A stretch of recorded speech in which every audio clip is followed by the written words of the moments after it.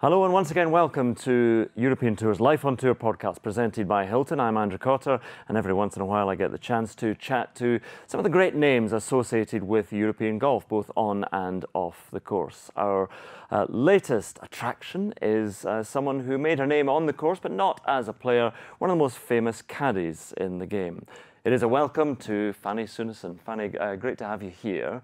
Yeah, thank you. We are in Gothenburg, which is your hometown, home city now? Yeah, it's actually where I was born, and I have a place here, so I really enjoy this place. Yeah, it's good. I like to study languages, so I have to get it. Is it Göteborg? Göteborg, exactly. Pretty good. That's good. Göteborg. So this is a slight diversion before we get on to the golf. So the great tennis player Björn Borg. In Swedish, how's his surname pronounced then? Björn Borg. Borg. Borg. So we got it wrong all those years when we were saying the great McIlroy-Borg rivalry. It's wrong, I'm afraid, but we all know who he is. Okay. True legend. McIlroy-Björn rivalry. Anyway, so we are in Göteborg or Björn or anyway Gothenburg. But anyway, this is your hometown. Is this where you grew up as well? No, we moved from here when I was very young. So I spent my time from 4 to 19. Down south, in Sweden and in Blekinge, and then I went out on tour when I was 19. So. Okay, so talking about growing up down south, which is probably still up north to the rest of us, but then down in the south of Sweden. So when did you take up golf then? Because you were a very keen player. Yeah, I got my first golf club when I was 6, and my parents played, and I guess I was at the golf course playing. I didn't really play golf, but seriously started playing when I was a teenager. And then that's all I did. Perfect teenager, just played golf. I was always at the golf club. Okay, and you don't have to be too modest here. How good were you as a youngster? Well, I was okay. I mean, I was in the observation troop that we had then for the Swedish team, and I got invited to play a professional tournament as an amateur. But then I was going to go to college in the States, and I hurt my knee, so I had to take a gap year. I could caddy then, so I thought, well, I'll caddy and I'll learn for my own game and see what the pros do. So that's how I started it. Is that how it? So when was the first time? Can you remember distinctly the first time you caddied rather than played? Yeah, absolutely. That was '86 at the Scandinavian Enterprise Open. This tournament, but you know. So '86 up at Ullna in Stockholm, and caddied for Jamie Gonzalez from Brazil. So that was it, and he gave me her bag of Balata golf balls when it was, when the week was over, and I was sold. I thought, wow, this was like Christmas coming early. So apart from earning a few golf balls, what was it about caddying that you enjoyed that attracted you to it? Well, I love being outside. I love golf, and I love being involved in the decisions. I love being inside the ropes, and I mean, Gonzalez, he involved me in the decisions of what club to hit, and it was fairly easy because if he hit 5-iron, I would hit a 4-iron, and so it was fun. I loved it. Okay, so who was the first player? Would it be Jose Rivera? Was he your first sort of top player? Perhaps? Yeah, he was the first full-time player. I worked for him all of '87, pretty much. How did that come about? I started with him. Someone helped me get the bag, and I started Italian Open, and we had a great start. We finished second after that. I think it was the longest playoff in years. We lost against Sam Torrance, but it was a good start first week. Later that year, we won the French Open together, and then he made the Ryder Cup. Yeah. But not we. I didn't make it. He didn't bring me. So you were a regular caddy for Jose, but when the Ryder Cup came along, he went with the family. Did he? Yeah, he decided to bring a brother, and it was a blow to me because I was looking forward to, well, not just going to the Ryder Cup, but going to the States and the Ryder Cup, and to see Ben Crenshaw. I wanted to see him putt. That was like something big, but I was heartbroken, basically. Really? You would have seen Ben Crenshaw putting with a 1-iron then against Damon Darcy. That's what you'd have seen close up. But that was an amazing Ryder Cup at Muirfield Village. So I obviously it must have been pretty, as a European, you'll have been happy that they won, but that must have been quite painful to watch. Yeah, it was. I mean, I was very happy that they won, but I was extremely sad that I wasn't there. it was, yeah, a few tears shed, I can tell you that. So what happened in the aftermath of the Ryder Cup? You were with Rivera for how long after that? I met him the week after at the Untitled Cup, which then was the team format, you know. And as soon as he arrived, I thought I was too hurt. So I worked that week and then I left him. All right. So you're a rare thing in a caddy who actually sacked a player rather than the other way around. Yeah, but I think there's a few caddies that do that. But yeah, yeah. Well, Yeah. no, but it's interesting you talk about that, because the relationship between a player and caddy has to be, you have to be harmonious. You have to be singing from the same hymn sheet. Yeah, you spend a lot of time together, and I think it's important that you respect and enjoy the person that you're with, because it is a lot of time. And I think it will be very difficult for a player to work with a caddy that he or she doesn't enjoy.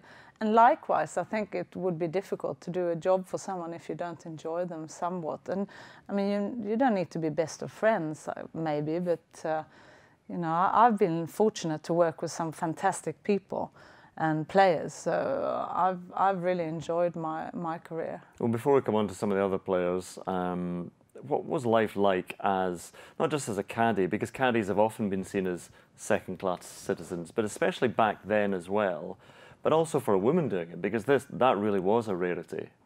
Yeah, but you know, I've never been a man, so I can't compare it. Yeah, I mean, it's a tough life. You travel all the time, and yeah, you're not always treated well. But maybe I've been treated better because I'm a woman. I don't know. I've felt really fortunate doing what I did, and I loved caddying. I wouldn't wish anything undone. Yeah. Were you made to feel welcome by because the caddying fraternity, and there we are, fraternity. So were you made to feel welcome by what is quite a tight-knit family? Yeah, I think so. I think I was, I mean, I worked really hard. I worked very hard, and I did my thing. And there was people that helped me, you know, Jimmy Cousins and Malcolm Mason, poor Malcolm that passed away just recently.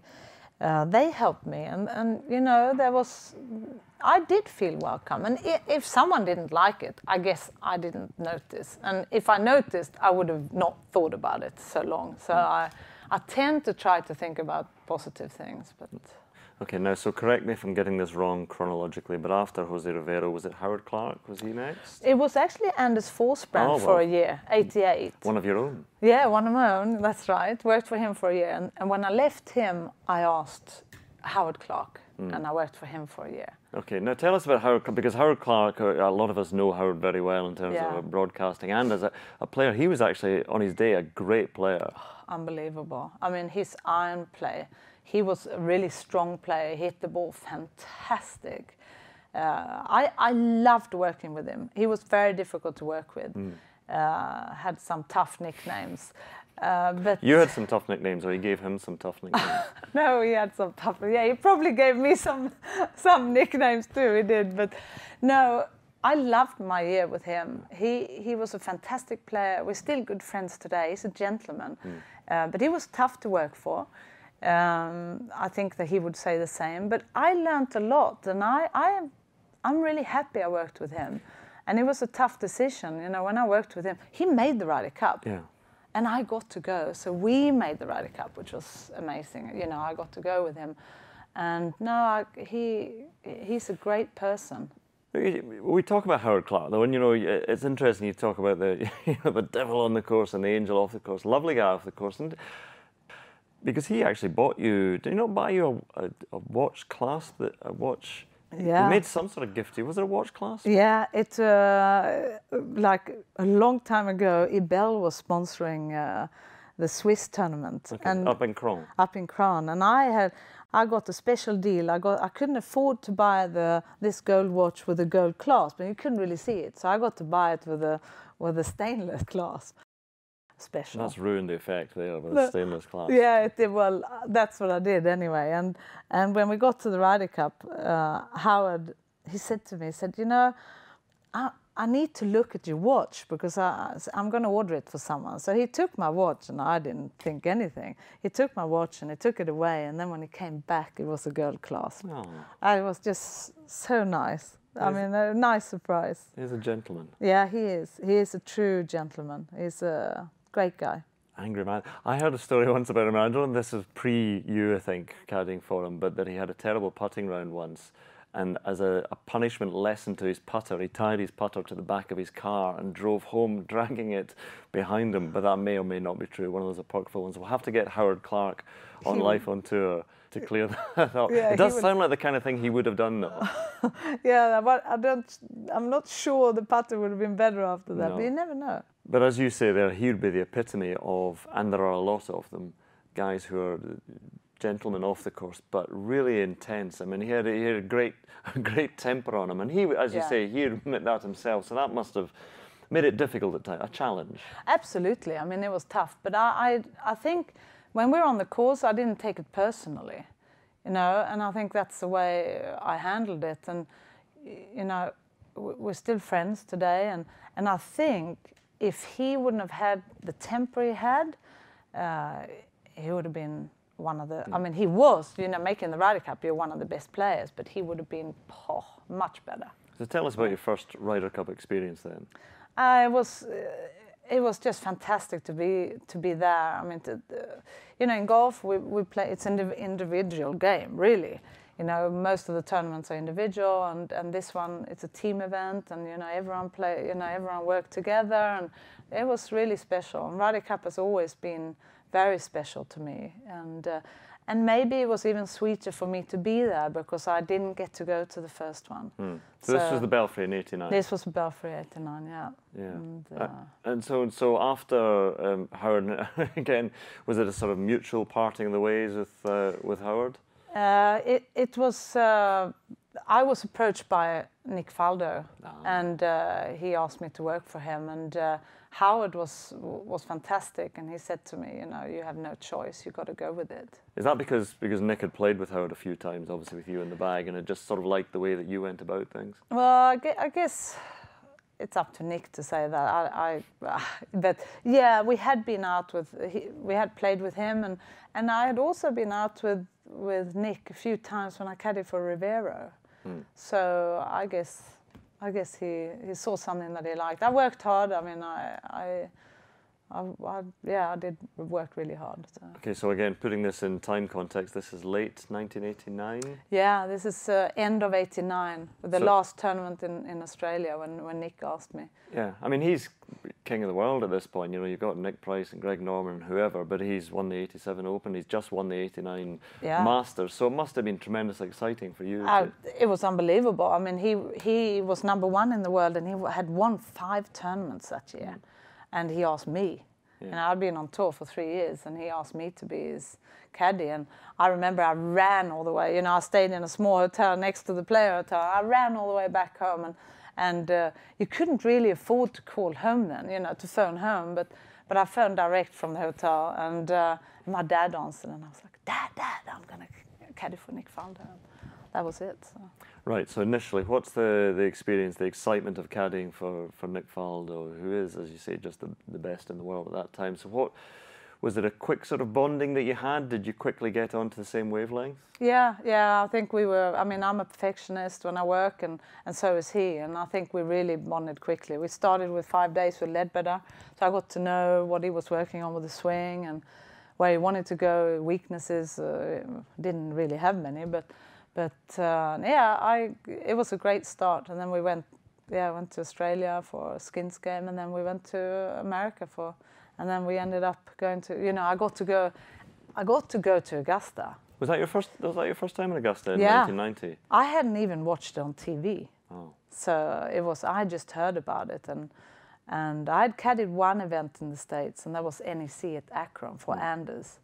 88, and so going to Augusta was unbelievable. Okay, well, an amazing experience, you know, above all anyway, but the caddies there, you've got the overalls, it's a unique experience for a caddy, so how was that?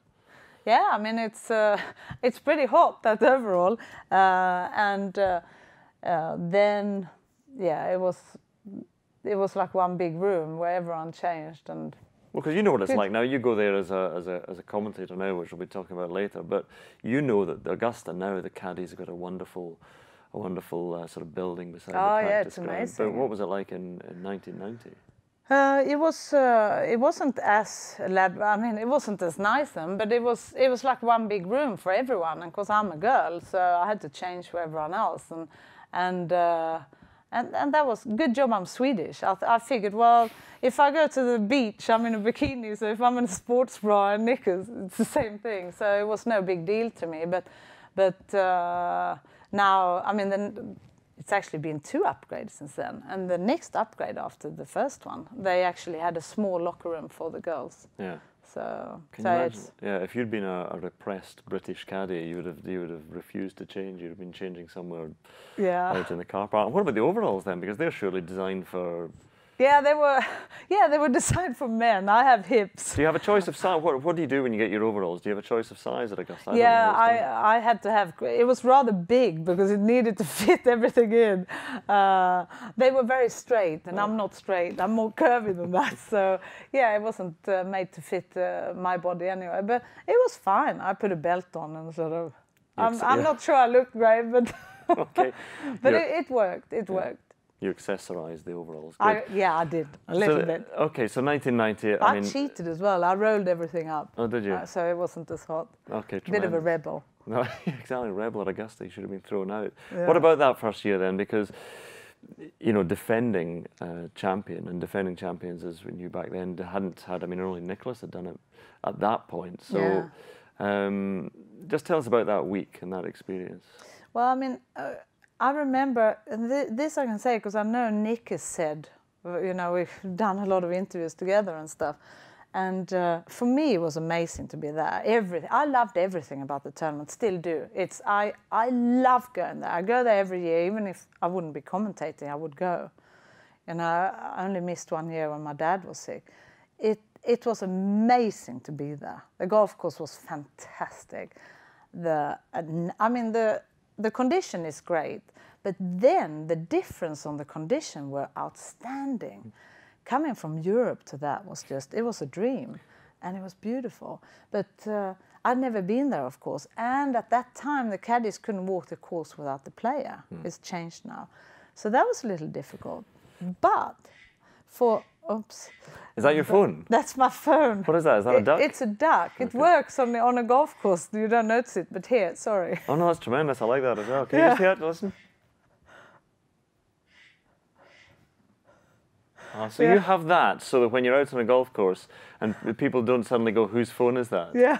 We're getting a. He's not a flunky. I was about to say he's a flunky. He's a very important man from the European Tour, but he's going to. Yeah. I love that. I haven't thought about that before. Mine used to be my dog barking, but then people would say, "Well, there's no dog around here." So. Well, I was setting up a course tournament, you know, on the Ladies Access Tour, and I was setting the course up. So I thought, well, and there was a lot of ducks there, so I just changed it to that. And you know, I could actually have the sound on because no one noticed. I lowered it, but it's perfect. Okay, I'm going to change my text message alert to someone very quietly shouting, "For right," so everyone ducks.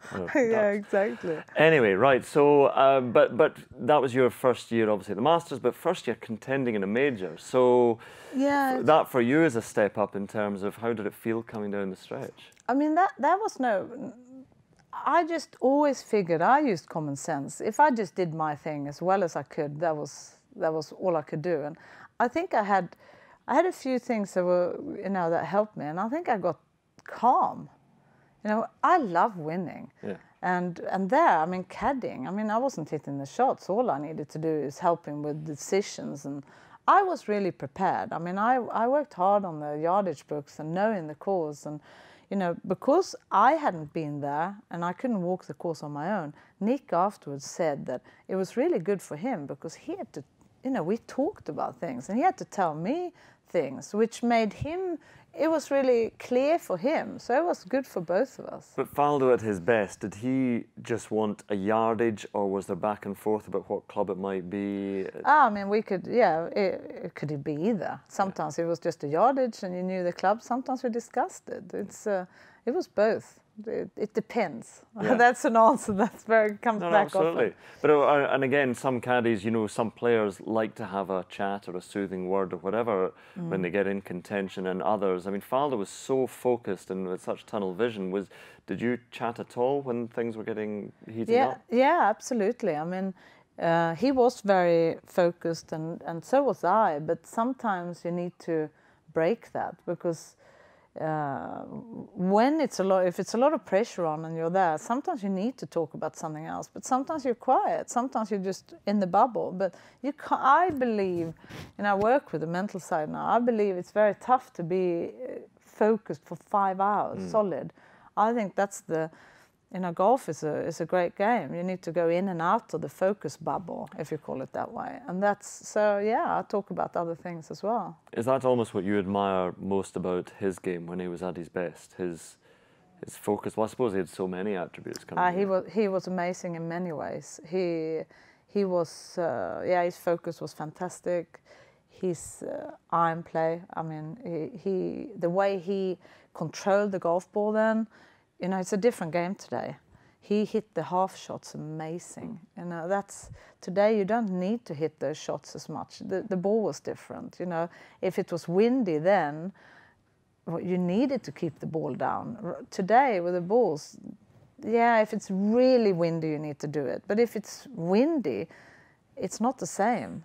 Now I mean, in terms of sort of recognition, you were right up there with some of the biggest players, because Faldo was the biggest star and you were very easily identifiable as well. So did you not enjoy the attention, but did you like the fact that you were quite famous as well and recognised? I never sort of thought I was a star, because I thought he was. And I remember early when we started, I said no to autographs because I felt, well, I'm just a caddy. And Nick said, well, why do you say no? And I said, well, I'm not the star. And he said, well, if someone wants your autograph, it's up to them to decide that. And by the time you have signed it, you could have signed it. But by the time you said no, you could have signed it and you would be gone. So, and I figured, you know, what he said, that, well, if someone wants it, then I will sign it. So, yeah, I did do autographs, and I still do. I have no problem with that. But I sort of didn't feel like a star. It was kind of uncomfortable. Yeah, it was sometimes, especially when I was with other caddies. I don't know, but you know, and kids and even grown-ups, when they wanted it, well, you know, it was easy. I kept walking. I signed. The key was to sign and walk. Now, I don't know what the newspapers are like in Sweden, but in the UK, you know, they are pretty intense as well. And with Faldo being a big star, did that ever sort of encroach on your life, and you felt a bit uncomfortable being in that kind of spotlight? Not really. I didn't really do interviews. You know, I've opened up now. Later. Was that a conscious decision at the time? You said it's best to remain in the background. Caddies should be doing their job and not really sort of speaking out. It wasn't. I think it was a decision based on many things. It was. I didn't think I was a star, so I didn't think I needed to do the interviews. B, I got interviewed and someone misquoted me badly, and said that I had said something that I would never say, and that upset me a lot actually. So I just shut down, like I didn't hardly talk to anyone. And I mean, Paul Kimmage, a good friend of mine now, he's a great writer, and he was following Nick around, and I was very difficult to get close to. But when I trust someone, then I could do an interview, and I could do it but I would never ever do an interview without having copy approval, because I hate when it goes, you know, if it's not right, and it's in the interest of the journalist as well. But no, it didn't affect me too much. That's the great thing about podcasts, because everything you say, you can hear and say, yeah, I did say that. Unless we edit change anything. We're going to edit it and make it out of context or something like that. Something to do with your phone. Anyway, so moving on with Faldo, and in that period where he was so good, then we go on to Muirfield, I suppose, in 1992, is the one where I think that we suddenly found him under... We had 91st, St Andrews. Oh, 1990 St Andrews, yeah. So sorry, I've skipped over that. No, I do want to talk about that, of course. Anyway. No, we do have enough time, because I want to talk about that one, because that was a great showdown with Norman, where Greg Norman seemed to wilt under pressure a little bit, and Faldo was at just his imperious best. So can you tell us about Nick Faldo's mindset in that week? Yeah, it was. I mean, that was. Well, it's it's a lot of things that's the ultimate, but that is one of the ultimate. To win the Open, which I love the Open, and to win it at St Andrews is at the home of golf. I mean, I love St Andrews as well. I love going there, and to win there, I mean, he played fantastic. Was that the best you've seen him play over the course of a week at a major? Yeah, I mean, he played one of the best. Yeah, it was. I mean, he played great so many times, but. Definitely there. You have to really play your way around the course, and very impressive. We talk about this great duel that he was having, or certainly had the first 2 rounds at the halfway stage, there or thereabouts with Greg Norman. But it wasn't all plain sailing. It was a great championship for Faldo, low winning score, but there was a little bit of a wobble. Now, this is when a caddy steps in and says the right thing to a player. Did you ask him when he was starting to get a bit nervous about whether he was going to buy a dog? Is that true? Yeah, I mean, I talked about everything. Payne Stewart, bless him, he was chasing us. Yeah. And when we were around 9, 10, 11 there, it was getting close, too close for comfort. And I talked about everything. I talked about his new house, what color he was going to have on the walls, if you wanted to get a dog. I talked about everything just to get him out. He knows what you're doing at this point. Though, I mean, I'm sure he knew, but it made him answer. Yeah. So even if he knew it, he had to sort of answer me. So he couldn't really think about the situation as much. Was he thinking about getting a dog? Did he get a dog? I think they did get a dog, actually. He bought a dog with his winnings. What an amazing dog that must have been, a gold-plated dog. But then you said there was that little bit of a wobble out there, and Payne Stewart was chasing hard. But then when he's coming down the 18th... I didn't say it was a wobble, you did. I did say, well, exactly. It was no wobble. See, this is what you're talking about. People just came... people misquoting you. Exactly. So there we are, you can correct me. So coming down the last, but then winning at St Andrews... And he told you to sort of enjoy. Usually it's the caddy saying to the player, enjoy the experience, but he would say to you, savor this. He did, yeah. It was when we played 17, because the road hole, the famous road hole 17 was. It's always nice to get away and get to the 18th tee. And when he hit his tee shot on 18, we knew we were going to win. And we walked off 18. St Andrews 18 is big fairway. And you have the stands, and it's just so pure there. And when we walked off the tee, he turned around to me and he said, savor this moment. And I mean, I get emotional when I think about it, because he really made me do that. And to this day, I can remember how it was.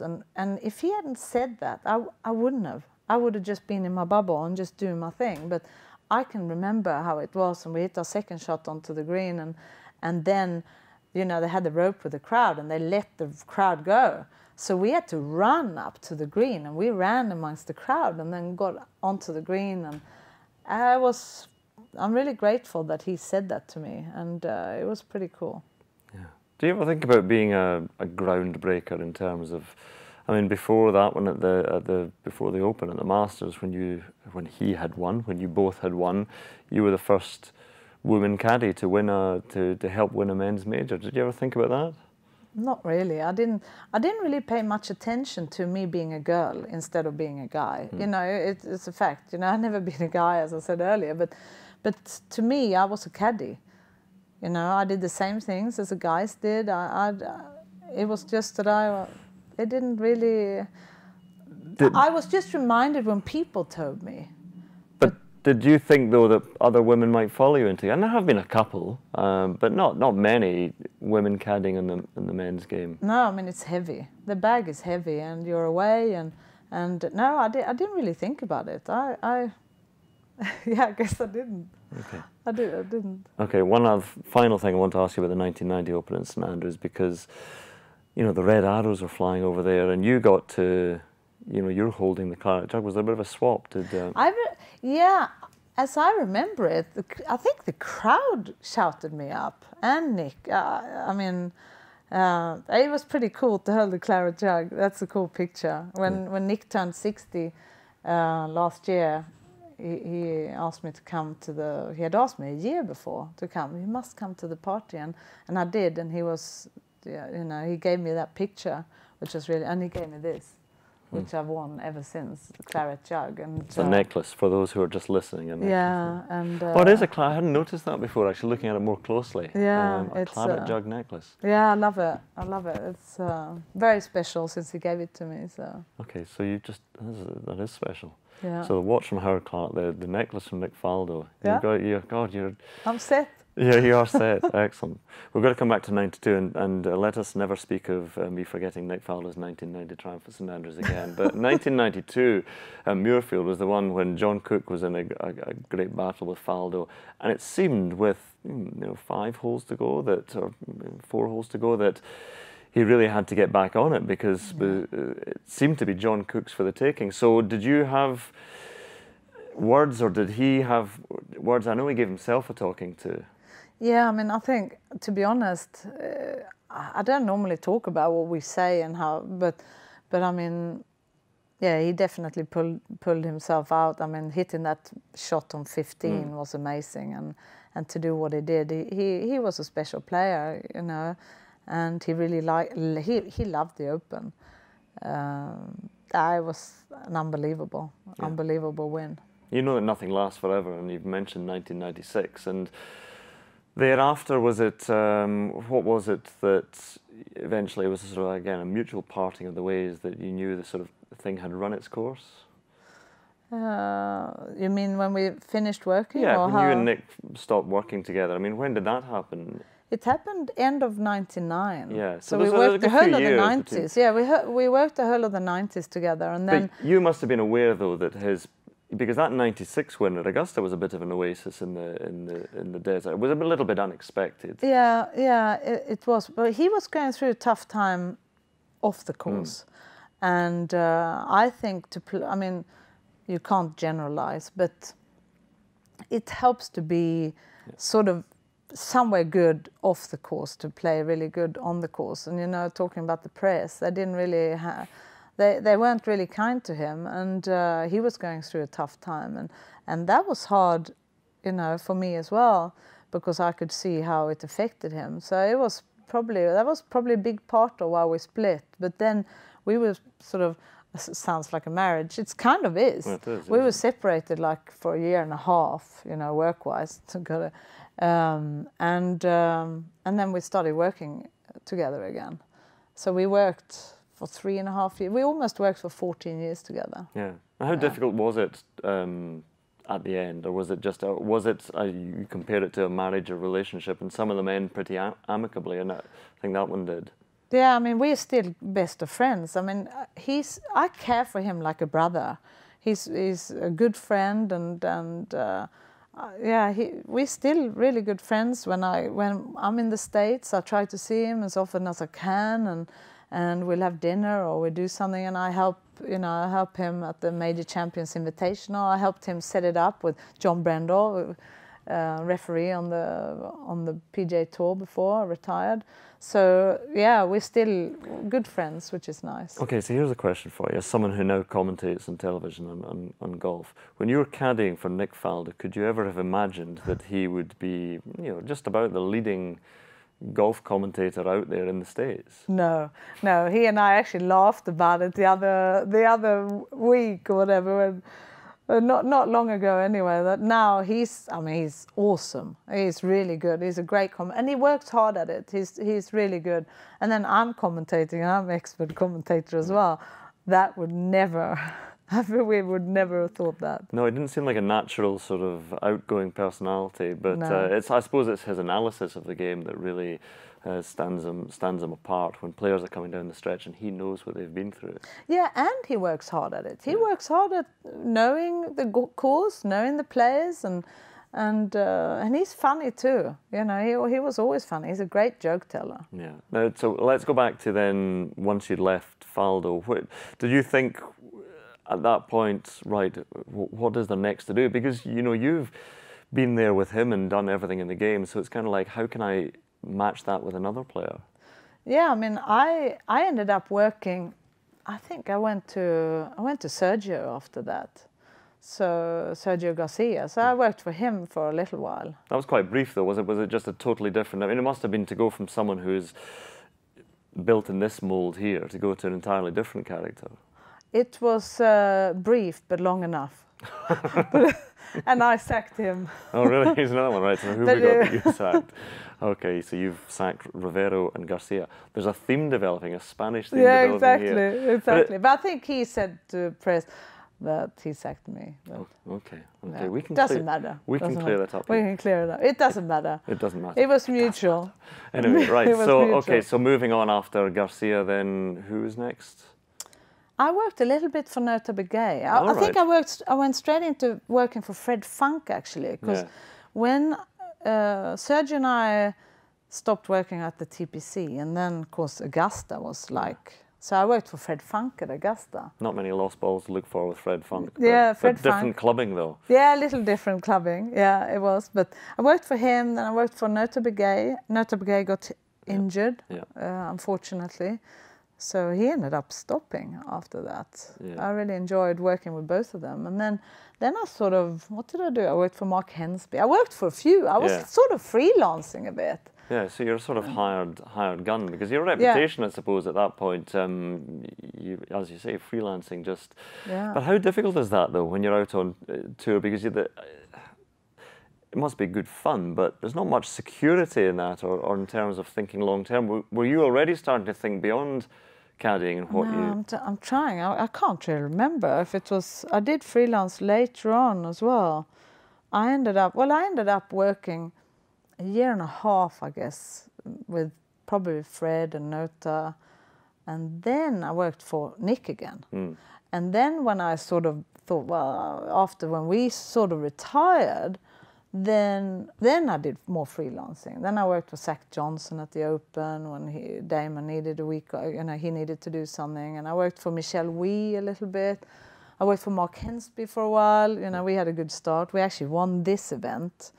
First week we worked together in Sweden. So I had, it was fun. Worked for Ian Poulter at Augusta. It was good. Yeah, I had a good time. How was it with Poulter? Yeah, it was fun. I like Poulter. Yeah, he's a great guy. It was fun. There's one that's a sort of natural synergy that comes together, is that you worked for a few years more recently with Henrik Stenson, because he's a man of Göteborg. Yeah, that's right. So how was that experience? Because obviously then you're getting back to one of the very best players in the world. Yeah, it was fantastic. I mean, he is an amazing person, and he's so impressive as a player. So that combination was fantastic. His whole family is great. I loved working with him. We ended up working 5 years together, and we also had a good start, won a few tournaments very quickly. And I'm really, really grateful that I got to work with him. Then I hurt my back at 2011 at Switzerland. So I was forced to retire. But I was coaching at the time as well. I was coaching Martin Keimer, and Henrik was great because I was coaching Martin, and we played like in the last group or something like I think it was either Abu Dhabi or Qatar. And not every player would. When I was caddying with Henrik, but still I was coaching for Keimer. So. I love the way that your memory is hazy of so many details. Is this because of the number of tournaments? Have you ever added up the number of tournaments you've caddied in? Yeah, I think it's. I counted them up because I do talks. Yeah. So someone said, "Well, you should get." So it's over 750 tournaments, and it's like 91 majors, 6 Ryder Cups, 1 Solheim Cup as an advisor. And 1 President's Cup. Okay, we can ignore the President's Cup. But what was your favourite Ryder Cup? I loved them all. The one, where we won, over in the States when we had the match against Curtis Strange, so at Oak Hill. Oak Hill, yeah. Yeah, I mean that was an incredible finish because Seve at the end of that one there, grabbing Nick Faldo and Seve sobbing, and that must have been. Was that as stressful as coming down the stretch in a major, or even more so? It was fantastic. I mean, yeah. Does that really get the adrenaline flowing for you? Because Yeah, I can hear the absolutely. excitement now as you talk I mean, it about was. I mean, we knew if we had to turn that match around, and you know, we can't go for the green on 18. We got to lay it up, and that putt on the last, it was kind of not great. It's yeah, it was fantastic, unbelievable. You were a line reader as well, were you? Did he ask you on Yeah, that one? Did we read it, and I lined him up on it as well. But and he held it. Tell me something though about being a caddy, because there must be that fear of you say it's great, it's fine, I can relax because I'm not the one hitting the shots, but when you've given someone a line or you've given someone a club, then there must be a fear, God, I hope I've got this right, just at the very last moment. You know what? I think I always thought I did my best, and I learned 87. I learned a thing that I was always going to say what I thought. Otherwise, it wouldn't be worth anything. And I think that's the toughest thing to do for a caddy, always to say what you think. Yeah. You know, it's not always easy. But I decided that I was going to do that, and I stayed true to that. And I mean, I think I've read it. I've said what I think. Yeah, of course, you hope it's right, but it wouldn't be very nice to think that the whole way. Then it would be stressful. I just thought, well, I've done my best, and if that's not enough, then, you know, we're going to make mistakes. But I try to eliminate silly mistakes. You know, I try to, I didn't give a mystery, you know, a wrong yardage. I worked really hard on the yardage, you know, and stuff like that. Then, did I miss club? Of course I did. Yeah. You know, hopefully not more than I clubbed the right club. Yeah. You know. Now there is a strong sort of bond within the caddying fraternity as well, though. And another story we found out about you, and again you can confirm, modesty aside, if this is true, that there was a young black caddy who was struggling he'd wanted to go to college. Did you help fund him to go to? Yeah, he you know, at Sun City we had caddies. The caddy had a caddy that worked in the, you know, they picked up the golf balls on the range and they carried the bag in the practice rounds. So this is in South Africa? In South Africa, yeah. And I ended up, well, he was a great guy, and Joseph Peary, and we talked a lot, and, you know, he spoke a bunch of languages, and I asked him what he was doing, family, and what did he want to do. And he got this dreamy eyes, and he wanted to become like a pharmacist. And so when the week was over, I gave him some money, you know, to pay for it. But I offered him, you know, instead of getting the full pay that I was going to pay him, I said, I want to pay for your education so you can actually change your life and do what you want to do. And he ended up doing that. So he went to a school, and it changed his life. So it was good. All right. So of all the players you've caddied for, and we didn't even mention Adam Scott, who you caddied for as well. So everyone likes to know who's the best driver, who's got the best mentality, who's the best putter. I mean, who did you admire in all those various departments? I admired a lot of them. I mean, most of them, because I worked for some great players. It's that's a tough one. I should do this rapid fire. Okay, best driver. Adam Scott. Adam Scott, yeah. Fair enough. Best putter you've worked with? Oh, that's a tough one. I would probably have to say Zach Johnson. Okay. Because I worked a week with him. He's pretty good with putter. Yeah, you got it. A week counts. That's good. Okay, this is in your freelance gun for hire. Yeah, that's a bit unfair, but no, it still counts. Okay, the most laid-back player, most relaxed player? Oh, is there one? No. No, there must be. It's all relative, but there must be one. Jamie Gonzalez, the first one I worked for. Probably lucky. Okay. I have to ask this question as well. The angriest player you caddied for? Sergio Garcia. Oh, really? Okay. I thought Howard might sneak it, but no, it's going head-to-head, so Sergio Garcia. No. Okay, Sergio wins it. Right, okay, so now post-caddying, and you're still available, as you say, you caddied for Adam Scott at Carnoustie. Yeah. So actually, quickly, how was that? Because getting back on the bag, and, you know, he had a good week, he's playing well again. Yeah, it was amazing. I didn't think I would caddy again. You know, it was 6 years and 10 months. since I carried a bag. And when he asked me, I was not sure I could do it, but I was really tempted. I think he's a fantastic player and a great person, so I really wanted to do it. And I couldn't believe my back held up. So did he give the full tour bag though? Didn't he? Yeah. I sort of started with a small bag the week before, but and I actually had the trolley out to save my back. But no, my back feels great. I absolutely loved it. So you can see yourself back out there caddying again, if required, if called upon by the right person? Yeah, definitely. Okay. And I'm shocked that I'm saying it, but I definitely could. Yeah. Wow, because actually Sergio's just called and said that the right person. Okay. So now, I mean, you mentioned Sergio has a good caddy. He doesn't need. Yeah, he does have a good caddy. So you mentioned, you know, working with Martin Cow, because people might not know that you do a bit of coaching, mentoring. Yeah. Now, is that on the psychological side of things, the approach to the game? Yeah, it's like the mental strategies, I'd call it, like.